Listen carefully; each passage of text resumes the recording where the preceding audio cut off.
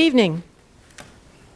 It is my pleasure this evening as Superintendent of Schools to present to you the recommended FY 2018 budget.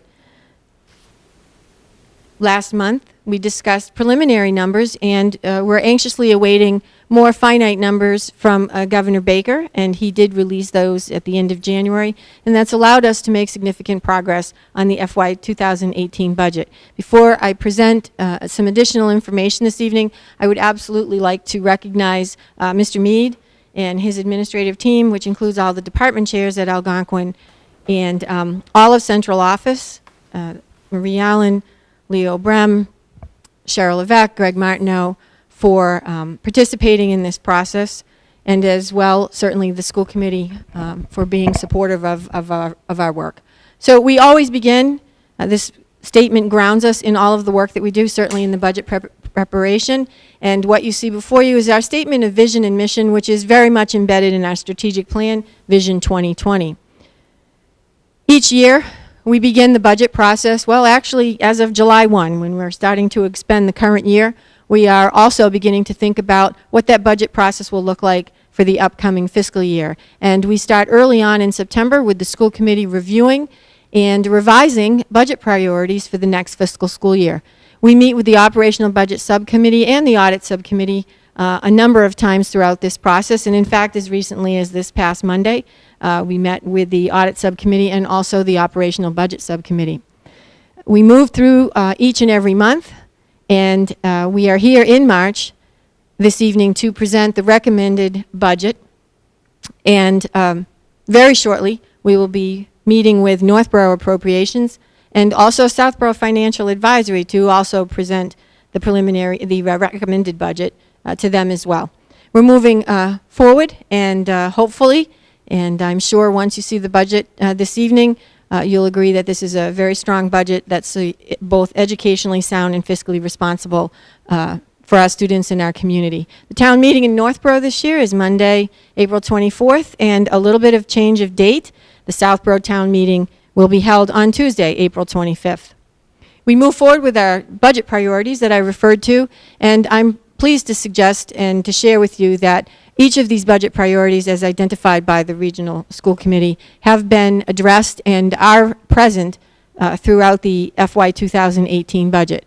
In this case, one of our goals is always to maintain high-quality staff, instructional programming, and instructional resources.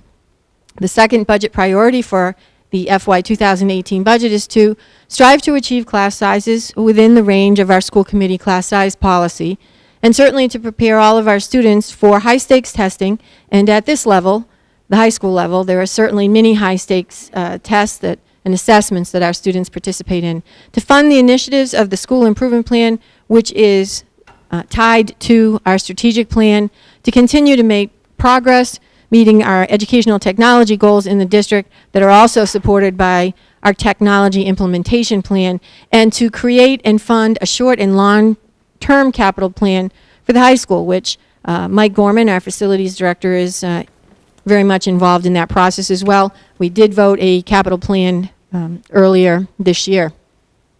Some of the recommended budget impacts this year. First, I'd like to state that the FY 2018 recommended budget reflects a maintenance budget with sustained incremental growth in targeted areas, and we'll identify those as we move forward. So our budget reflects a maintenance of the services and the opportunities that our students currently are afforded, as well as our class size and all of our course offerings. We have seen in this budget some incremental growth in targeted areas, and those targeted areas are identified below. This year, in preparation for next year, we do and we have realized an increase in our student support services and related costs. In this case, it's our out-of-district tuition for special education students and related transportation, but also, if you had an opportunity to view our January school committee, you might have had a chance to listen to Rhoda Webb, our English language learner director, identify a growing population of students who are part of the Algonquin community that actually have limited English proficiency. I think we have, Mr. Mead, I think we identified almost 20 languages spoken here at the high school. And many of these students, English is not their first language. We are under federal mandates in terms of how many hours we provide programming and support for our students who are ELL students. And in 4 years, our population has grown 200%. Those numbers more specifically are 24 students to 50 students this year. So we are, in fact, meeting the needs of all of our students, and this budget reflects the need to meet their hours for support as well. Last year, we introduced a 5-year plan to address our instructional resources, to either purchase new resources or to replenish those that we have. And we are also seeing a greater migration to digital resources rather than the textbooks, the tangible textbooks. And so that's really helped our costs overall, because the digital resource cost factor is less than what we're all familiar with as the textbooks. So we did see year 2 of this in our 5-year plan, and that is reflected in our FY 2018 budget. Much of the purchasing for instructional resources has been offset, not in the operational budget, but with revolving funds that we had available through lost books and things of that sort. Contractual obligations, this year was a negotiation year. At the high school, we have 3 associations, and we are continuing to negotiate with 2 of those, and there is an impact to this year's budget. It's a negotiation agreement for the next 3 years, beginning in FY 2018.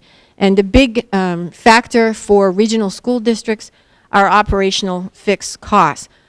Because we are a regional school district, the Commonwealth looks upon us as if we were a town, and that means within our budget we carry certain expenditures that are unique to towns, such as health care costs, liability insurance, workman's comp, Medicare, and things of that sort, which basically are fixed costs, and while they support our teachers, are not necessarily costs that are incurred in the classroom setting. With that said, in FY 2017, our appropriated budget was $21,487,925. This evening's presentation includes a recommended budget of $22,304,466, an increase of $816,541, which results in an incremental increase over FY 2017 of 3.8. A little snapshot in terms of what that $22,466 breakdown of the budget is in terms of fund code areas. You'll notice on the bottom, but more so you'll notice this large green section of that budget. That represents teaching salaries, instructional salaries, because this is of the whole budget, the larger budget. And so you'll notice the fund codes below, and that's just a snapshot of the disaggregation of the total budget. As we move forward, this is a snapshot of how that increase, the incremental increase, is realized by fund code. I mentioned earlier that fixed costs is a significant percent or a part of our operational budget. In this case, the increase in fixed costs like health insurance and those kinds of expenditures that are normally part of a town's budget represents a 27% increase of the, or a 27% total of the $816,541 increase.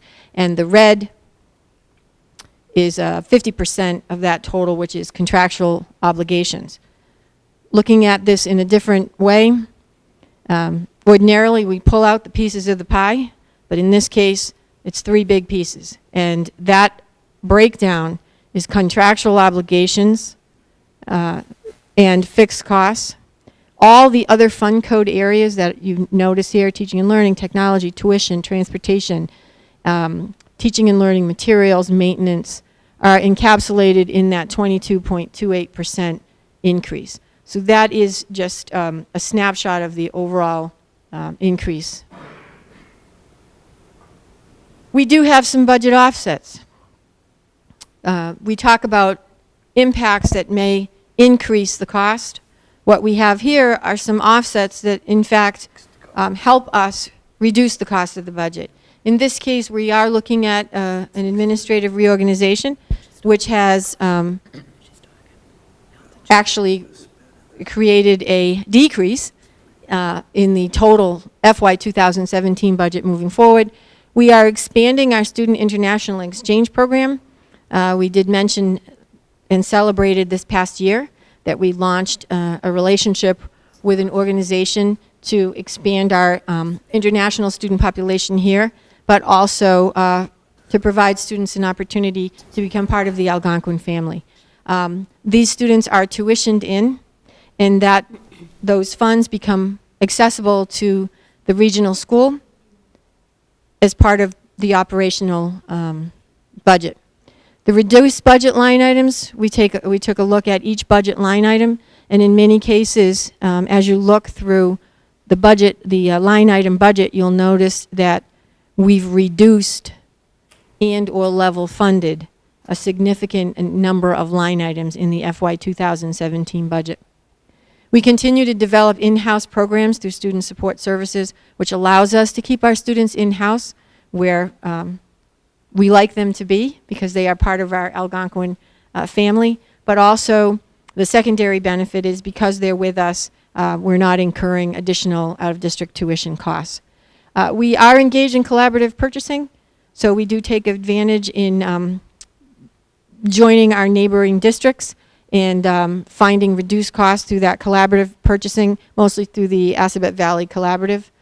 We are engaged in a solar feasibility study, and we are very optimistic that when that is fully launched, we will be able to realize some cost benefit to offset perhaps our utility costs moving forward. And we continue to explore healthcare options. We're involved in conversations with both the community of Southborough and Northborough, looking at ways that we can drive an ever-increasing and rising healthcare costs down. So here are some things that we're looking forward to as we expend the FY 2018 budget and prepare for other fiscal years. The historical enrollment percentages, this is something that we track, and it becomes very important as we look at how we calculate assessments to our regional towns. And we'll notice that there was a slight shift, a 0.5 shift just to Southborough. This reflects the disaggregation of the enrollments as of October 1, 2016. So 58.26% of our 1446 population are from Northborough and 41.74% from Southborough.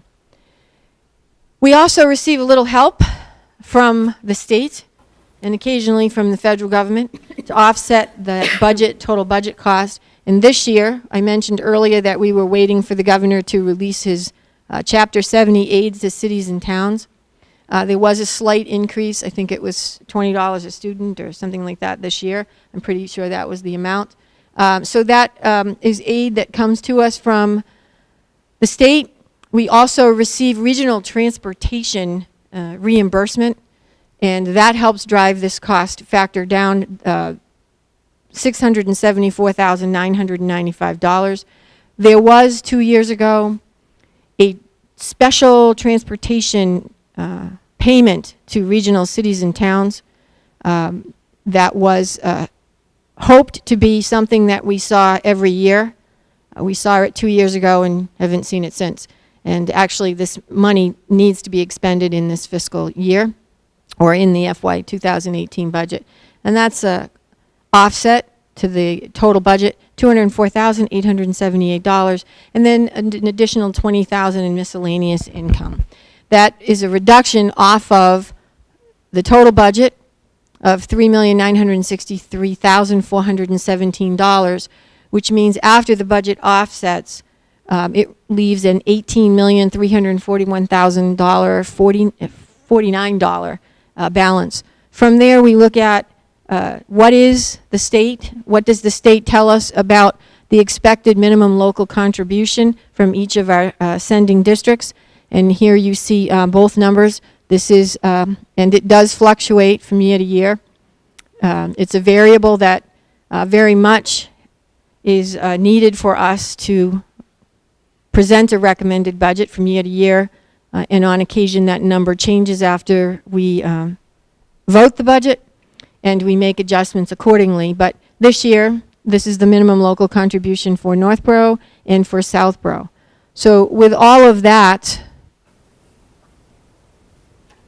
added and subtracted from the budget after we receive the aid from the state, we have a remaining amount of $5,685,528.